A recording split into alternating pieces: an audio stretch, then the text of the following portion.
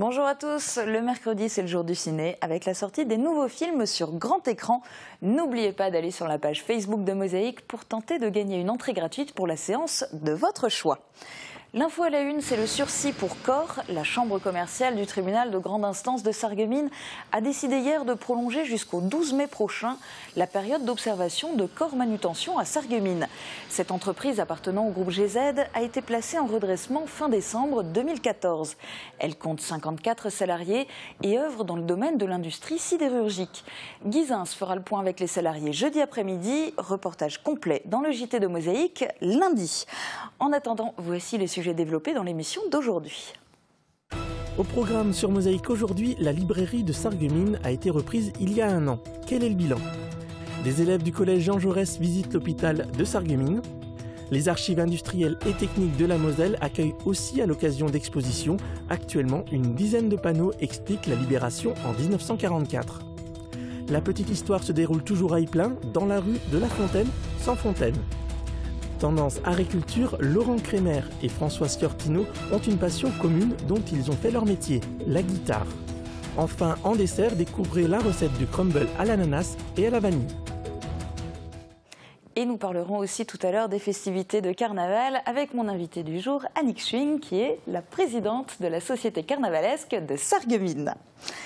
Le 4 février 2009, la médiathèque communautaire de Sarreguemines s'apprêtait à rouvrir ses portes après 1 mois de fermeture forcée suite à d'importantes infiltrations d'eau. Replay. Où que vous soyez, vos données sont sauvegardées et protégées contre les menaces externes. Pour les pros, la solution, c'est le cloud ID Réseau. Une réouverture partielle, mais attendue de pied ferme, et surtout les pieds au sec. Le temps des expertises est terminé, le mobilier a été déménagé, les travaux proprement dits vont donc enfin pouvoir commencer. Mais la remise en état du réseau électrique et la réparation des plafonds dureront au minimum 1 mois, si ce n'est 2.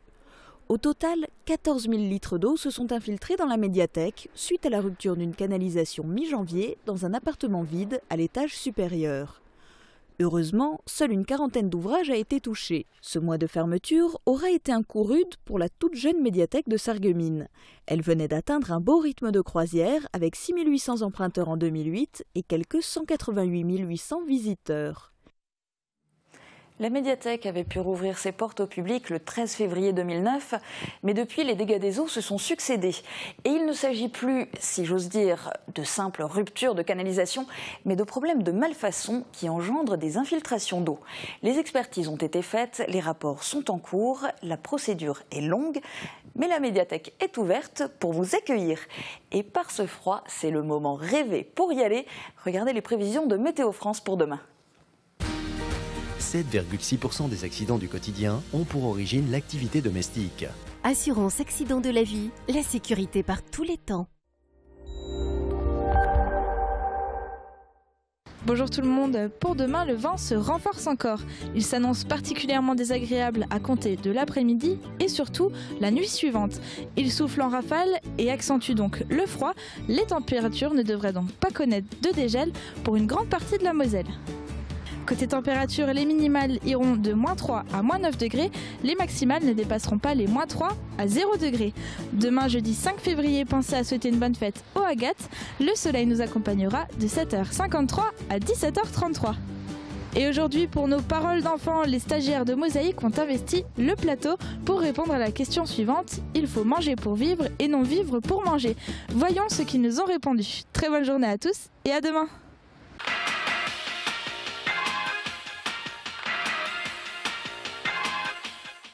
Il faut manger pour vivre et non pas vivre pour manger. Je pense que manger est une obligation pour vivre, mais que ça serait stupide de vivre seulement pour manger. Pour moi, ce dicton signifie que pour pouvoir vivre, il faut manger, mais il ne faut pas que manger soit notre seule raison de vivre. Je parraine un ami et tout le monde y gagne. Mon filleul, ma banque et moi. Au Crédit Mutuel, un client satisfait rayonne. Le Conseil régional de Lorraine vous présente la météo des neiges.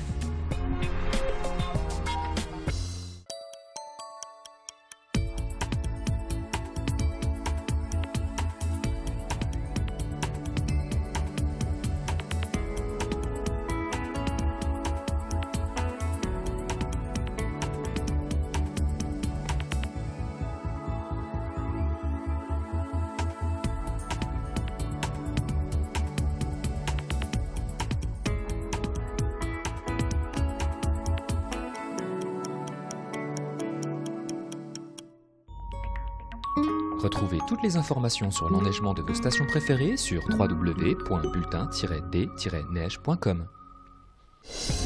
Le Conseil régional de Lorraine vous a présenté la météo des neiges. Et voici les titres à la une du Républicain Lorrain aujourd'hui. En page régionale, 2015 est une année de grands travaux pour la SNCF en Lorraine. 230 millions d'euros vont être consacrés à la rénovation du réseau vieillissant des TER. 130 chantiers vont être lancés dans la région avec le souci de limiter au maximum l'impact sur les voyageurs. À lire aussi bien en page région qu'à la une de l'édition de Forbach et dans les temps forts en Moselle-Est, le procès fleuve de l'anxiété des mineurs de charbon a débuté hier au tribunal des prud'hommes de Forbach. Les retraités des houillères estiment qu'ils ont été victimes d'une exposition massive à de multiples produits toxiques.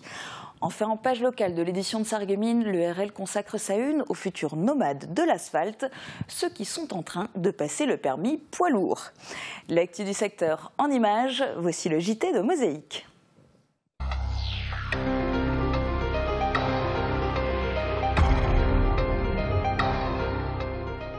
Et commençons ce JT avec une disparition inquiétante. Qu'est-il arrivé à Christiane Meyer? Cette gérante d'une boulangerie située rue Foch à Sarreguemines, à côté du lycée Henri Nominé, a disparu depuis hier aux environs de 10 h du matin. Cette femme d'une 60aine d'années est originaire de Holvin. Son fils a accepté de répondre à quelques questions. Raphaël Meyer, on se trouve ici devant le local où travaille votre mère. Est-ce que vous pouvez résumer un petit peu les circonstances? Qu'est-ce qui se passe depuis 24 heures? Alors, tout simplement, hier matin, on a découvert donc le magasin vide, c'est-à-dire porte ouverte, caisse vidée, des traces de lutte et de sang. Et donc, le véhicule de ma mère disparu, ma mère aussi disparue. Voilà en gros ce qui se passe, ce qu'on sait de source sûre. On ne peut pas en ce moment même dire si c'est une fugue, un enlèvement, un braquage ou quoi que ce soit, mais en tout cas les faits sont là, la personne est disparue, donc ma mère est disparue avec son véhicule Renault Clio 2, blanche, type commercial, immatriculé donc CP 110 TA. Ça a été découvert comment, dans quelles circonstances et par qui? Alors il me semble que ça a été découvert par un client, plus par un ami de ma mère qui habite juste en face. Ensuite, mon père qui était sur Sarreguemines s'est rendu sur place, a également vu donc un habitué du magasin devant le magasin bouche bée, lui demandant ce qui se passait. Il a eu comme réponse le magasin est ouvert et votre femme n'est pas là. Voilà comment ça a été découvert. L'enquête a déjà démarré, vous avez été entendu, d'autres personnes de votre famille ont été entendues, c'est ça? Oui, mon père a été entendu, j'ai été entendu, d'autres personnes de la famille ont été entendues, donc l'enquête a démarré. Pour l'instant, on n'en sait pas plus, on a encore rendez-vous bien sûr au commissariat et on en saura peut-être un peu plus dans les heures qui suivent. Vous gardez espoir, j'imagine? On garde espoir, oui, l'espoir fait vivre et j'espère que c'est le cas. Christiane Meyer a 60 ans, elle mesure 1,55 m, elle porte des lunettes. Et bien sûr, si vous avez la moindre information concernant cette disparition, contactez le commissariat de police de Sarreguemines. Il y a un an, la librairie de Sarreguemines vivait le trouble de la mise en vente du réseau des librairies Chapitre. Au final, c'est l'éditeur Albin Michel qui avait déposé une offre de reprise acceptée par le tribunal. La librairie était alors devenue l'actuelle librairie Confluence. Thomas Drouin est allé à la rencontre de Cynthia Audy, la directrice de la librairie. La comparaison entre les rayons de la librairie il y a un an et aujourd'hui est spectaculaire. Les livres sont revenus, les clients aussi. La période de la fin d'année 2014 a plutôt été bonne, au dire de Cynthia Audy, la directrice de la librairie Confluence. Après la reprise le 11 février 2014 par Albin Michel, il aura fallu 2-3 mois à la librairie pour reconstituer des stocks du magasin. Du côté de la clientèle, par contre, tous ne sont pas encore revenus. On sait qu'il y a une partie des clients qui sont, comme ils ne les trouvaient pas chez nous, ils sont allés voir ailleurs pendant les périodes difficiles. Il ne faut pas négliger non plus la concurrence Internet, qui n'est pas anodine. Donc il y a des habitudes d'achat qui ont été prises pendant qu'on allait mal, et maintenant c'est à nous de récupérer ces clients justement et de les refidéliser. Parmi les points positifs liés à la reprise de la librairie, l'une concerne l'emploi. tous les employés ont été conservés. Une équipe de libraires qui cherche désormais à se diversifier avec des produits complémentaires et un service de proximité axé sur le client. Le fait de redevenir une librairie indépendante lui a aussi permis de retrouver une liberté totale sur la gestion du stock et le choix des fournisseurs sans être enchaîné à un assortiment type. La relation avec les éditeurs s'est d'ailleurs ainsi améliorée.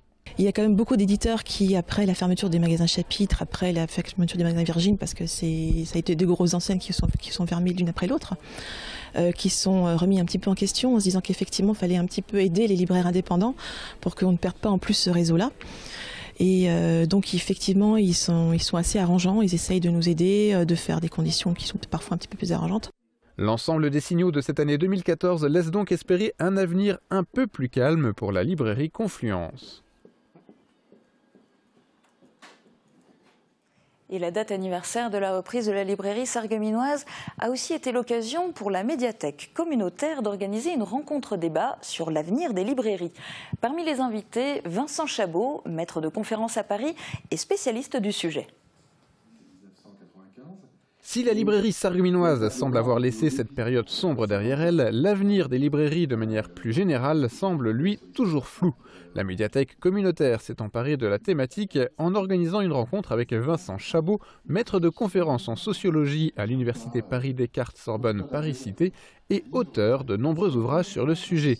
Dans ses prises de parole, l'universitaire avance l'idée que si la concurrence d'Amazon est une menace pour les librairies, ce n'est pas pour autant l'unique cause de la situation difficile dans laquelle se trouve le monde du livre actuellement. L'erreur de Chapitre, imposer une offre standardisée, uniforme sur toute la France pour tout le réseau Chapitre, ça n'a aucun sens. C'est pas ça la librairie. Il revient aussi sur l'exemple de la Fnac, un temps présenté comme le fossoyeur des librairies indépendantes. Suite à la loi Lang de 1981, instaurant un prix unique du livre, elle s'est finalement intégrée dans l'ensemble de l'offre de vente des livres. Difficile à dire si la vente en ligne prendra le même chemin, mais la question posée d'entrée lors de la rencontre semble déjà apporter une partie de réponse. Peut-on imaginer des villes sans librairie ? Une rencontre intergénérationnelle. Les élèves du conservatoire de Sarreguemines ont présenté un concert de violon à la résidence du centre à Sarreguemines. L'occasion pour les personnes âgées de se divertir. Vous allez voir, c'est une activité conviviale à laquelle ont participé Florian Tonon, Johan Chérifi et Guillaume Dumonteil.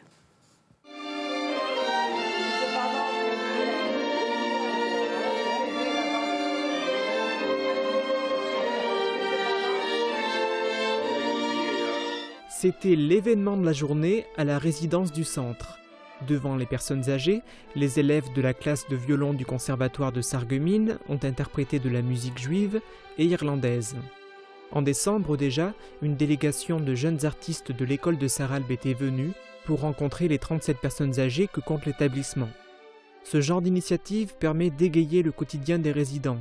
De même, leur sont proposées régulièrement des activités conviviales comme des lotos ou des parties de jeux de société. En ce début d'année, il est temps de réfléchir à l'orientation car les vœux devront bientôt être formulés. Certains collégiens ont du mal à se projeter au-delà de la classe de 3e.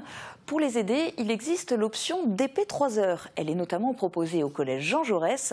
Les élèves de cet établissement concernés par cet enseignement ont visité l'hôpital Robert Pax où ils ont découvert plusieurs métiers. Johan Chérifi et Guillaume Dumonteil les ont accompagnés dans leur visite.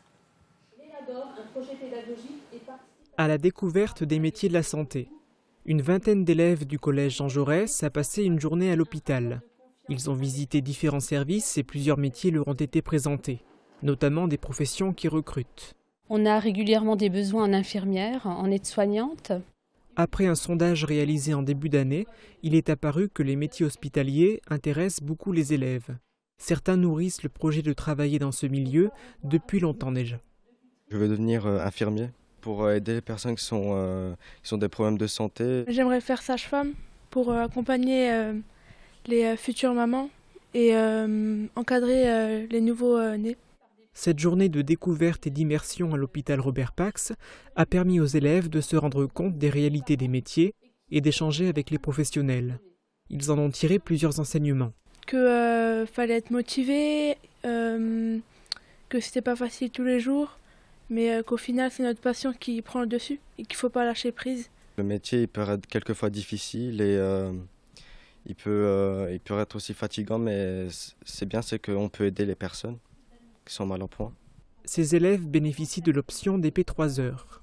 L'objectif de la DP3, il y en a plusieurs, c'est déjà de leur faire découvrir le monde de l'entreprise, parce qu'ils sont loin de tout ça. Hein. Ils ont une vision un peu ONICEP ou site internet où tout est bien cadré. Aujourd'hui, c'est un peu plus compliqué que ça.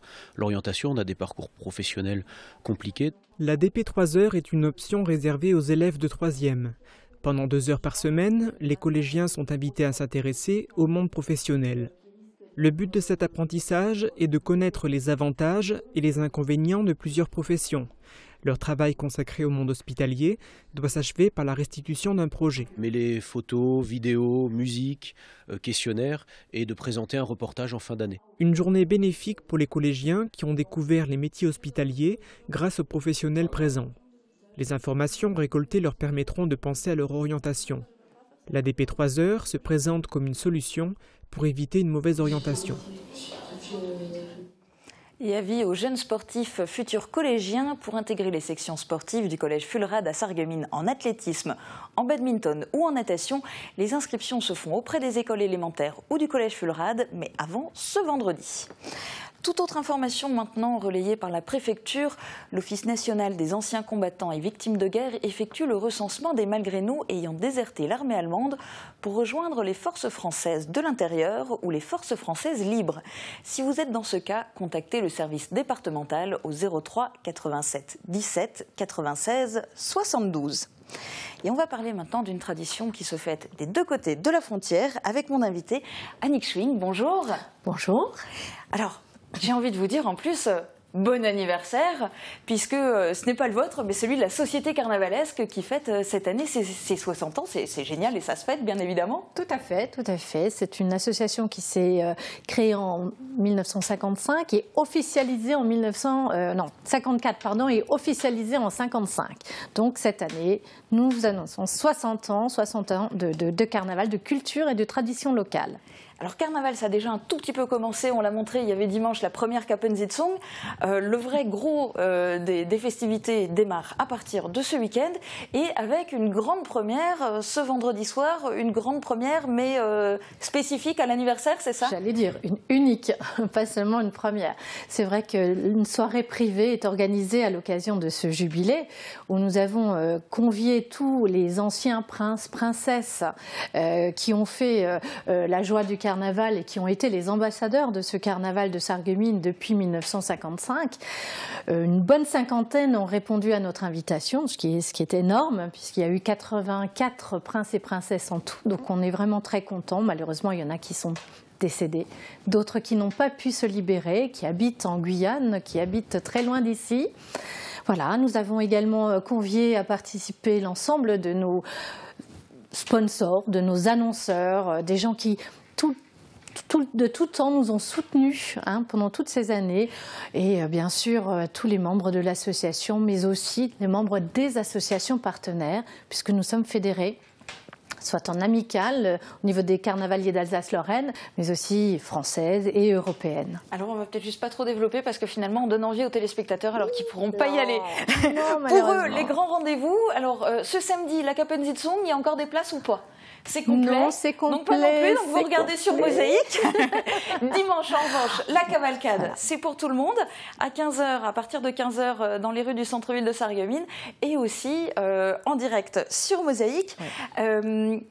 Est-ce qu'il y aura quelque chose de particulier dans cette cavalcade cette année pour le 60e anniversaire? Alors, écoutez, les chars, on essaye de se renouveler chaque année, en tous les cas, pas nous, Société Carnavalesque, mais nos invités. Il y a quand même 1150 participants à cette cavalcade, plus de 55 chars et groupes qui vont défiler dans les rues de la ville.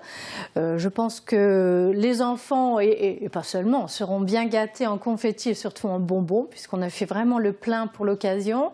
Et je pense que le temps s'y prête, puisqu'a priori, il doit faire sec, froid mais sec. Donc ça va être un grand moment pour les Sarregueminois et tous ceux qui aiment le carnaval et cette tradition dimanche prochain. Et on le souhaite à tous.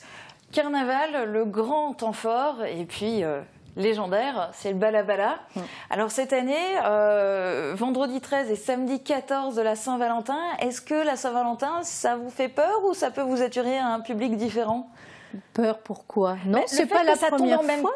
C'est pas la première fois, bien évidemment, que Carnaval tombe en même temps ou que la Saint-Valentin tombe en même temps que le Carnaval. Je crois qu'il faut être amoureux du Carnaval. Pourquoi pas se faire un petit dîner en amoureux et venir danser après? Je veux dire que non, je n'ai pas plus peur que cela. Je pense que les vrais carnavaliers sauront là. Et donc, sauront faire les deux. Vendredi 13 et samedi 14 à l'hôtel de ville de Sarreguemines. Oui. Et puis en plus, vous n'êtes pas venus les mains vides parce qu'autant on ne va pas vous les montrer là maintenant aujourd'hui, mais rendez-vous sur la page Facebook de Mosaïque. Vous pouvez gagner 10 entrées pour le Balabala de vendredi soir et 10 entrées pour le Bala de samedi soir. Sur la page Facebook de Mosaïque, le tirage au sort aura lieu lundi à 15h. Dépêchez-vous. Et puis, merci beaucoup pour ces surprises. Il y aura aussi le dîner dansant du Prince. Ça fonctionne bien parce que c'est encore nouveau, ça, finalement. C'est tout nouveau, c'est la deuxième année. Donc, un dîner qui a eu effectivement un succès l'an dernier, qu'on réitère cette année. Les ventes sont bien avancées déjà. Les réservations se font à l'Office du tourisme pour ceux qui auraient, ou auprès des membres de l'association. On est disposé également à vendre ces tickets. C'est un orchestre qui s'appelle les Cotton Tidge qui vont animer cette soirée ainsi que le Bala du 14. Et a priori, ça s'annonce très très bien, très fort en tous les cas. Bien, bravo et on vous souhaite à tous un très bon carnaval. Merci d'être venus en parler sur ce plateau. L'émission continue dans un instant. Je peux me permettre. Est-ce que vous voulez faire la fête? Venez chez Festivité. Allez hop, c'est carnaval. Wallé de señorita. À Jack Sparrow, je suis qui je veux. De la perruque afro. Au sombrero, je tire mon chapeau à Festivité. Festivité, Festivité, des idées toutes faites.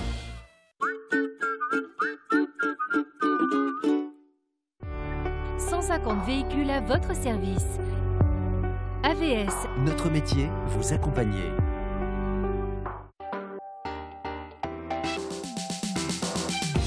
À l'occasion de la cavalcade de Sarreguemines, Mosaïque s'associe avec TV8 pour vous faire vivre l'événement en direct dimanche dès 15h.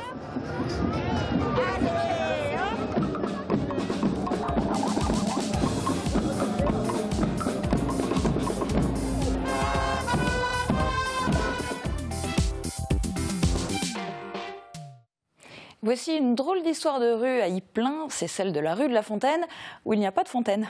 Mais il y a bien une explication à cela, et c'est ce que vous raconte la petite histoire du jour.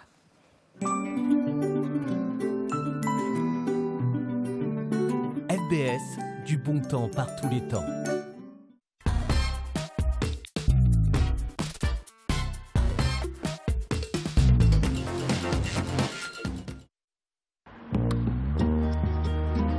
C'est une petite rue de Ypelin dont le nom peut interpeller.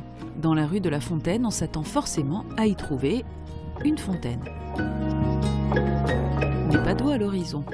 Il y a pourtant eu une époque où au bout de cette rue se trouvait un abreuvoir où venaient se désaltérer les animaux du village. Mais les vaches s'étant raréfiées et l'eau courante étant arrivée dans les maisons, l'abreuvoir fut abandonné et démonté. Ceci dit, de l'eau, il y en a toujours, mais dans une grande cuve enterrée qui sert aujourd'hui de réservoir de secours aux pompiers. Vous l'aviez déjà vu dans le résumé du week-end diffusé lundi sur Mosaïque, Laurent Kremer était en concert à la médiathèque communautaire. Mosaïque avait aussi glissé une caméra sur la scène lors de l'installation afin de recueillir sa vision de la guitare ainsi que celle de François Ciortino, son comparse d'un soir. Avec Firch Menuiserie, votre maison devient tendance.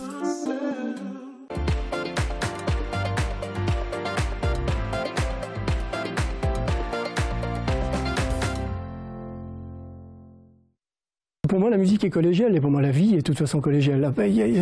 Ça n'a d'intérêt que si ça réunit les gens.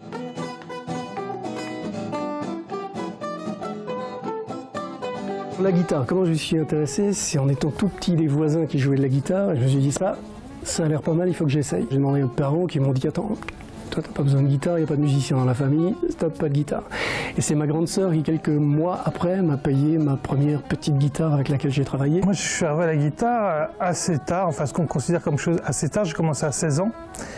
Et c'est venu un peu par hasard en fait, j'étais avec des copains, on s'ennuyait, et puis on va monter un groupe, et puis donc on a défini qui allait faire quoi.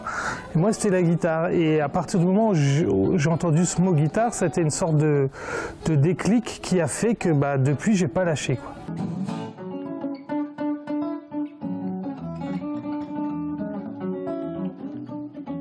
T'essayes de faire des trucs parce qu'il y a des guitaristes sur Terre, des grandes pointures de la guitare, des gens comme Jerry Reed, comme Lenny Bro, qui sont des types, ils viennent d'une autre planète, tu vois. Et donc nous, en tant que guitaristes, on regarde tout ça aussi, et puis on se nourrit de tout ça, parce que c'est quand même vachement bien ce qu'ils font. Quand tu joues une note, tu touches la corde, tu sens le bois qui vibre contre toi, je pense qu'il y a un côté un peu, il y a ce côté très physique de sentir l'instrument qui vibre, l'air, les harmoniques, tout ça, et du coup, je pense que c'est ça qui le rend attachant. À partir du moment où chacun touche l'instrument avec ses mains, je pense que ce que chacun ressent passe beaucoup plus facilement quand Laurent joue, quand quelqu'un d'autre joue. Le son est différent, le phrasé est différent. Je trouve que c'est un instrument qui restitue assez bien la personnalité de celui qui en joue, quoi. Tout dépend du tempérament que tu as. Par exemple, tu as des guitaristes qui font du fingerstyle comme j'en fais, je veux dire, aujourd'hui, qui montent sur scène et qui sont beaucoup plus sobres. D'ailleurs, François est quelqu'un de plus sobre. Moi, dans mon tempérament, et j'essaye de faire comme on dit chez nous, le hangeba, le frimeur, tu vois, le malin. Voilà.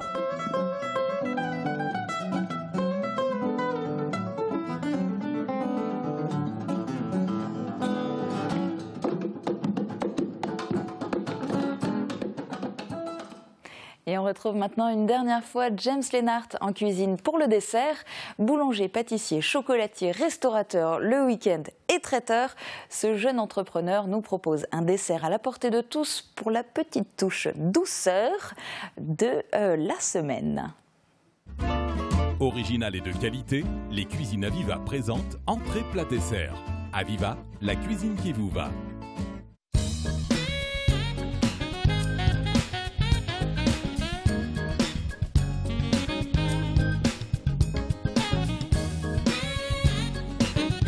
Bonjour à tous, me revoilà cette semaine pour vous présenter le dessert. C'est un crumble à l'ananas et à la vanille. Commencez par préparer votre pâte à crumble. Mélangez avec les doigts la farine, le sucre, la poudre de noisette et le beurre en morceaux. Il faut faire sabler la pâte. Ajoutez les graines de la moitié de la gousse de vanille et la pointe de cannelle. Réservez au frais le temps de lancer le reste du dessert. Ouvrez l'ananas et découpez la chair en petits morceaux. Dans une casserole, faites chauffer le sucre.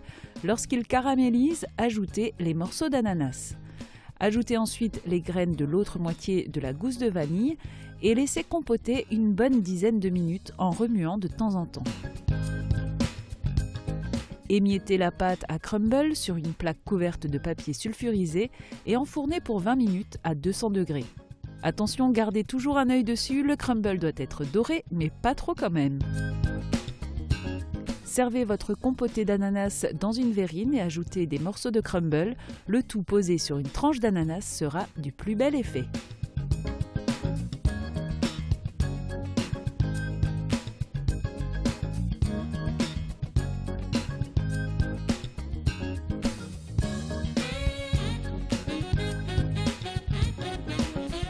Vous pouvez bien sûr faire le crumble avec d'autres fruits ou remplacer la poudre de noisette par de la poudre d'amande. N'hésitez pas à venir nous voir à Gorée d'Erchin. Bon appétit!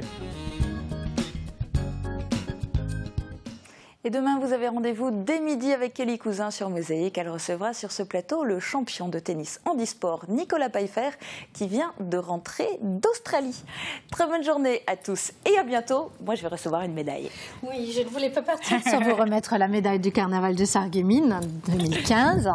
Alors, allez, hop! Merci beaucoup. Bon carnaval à tous et bonne journée. Allez hop.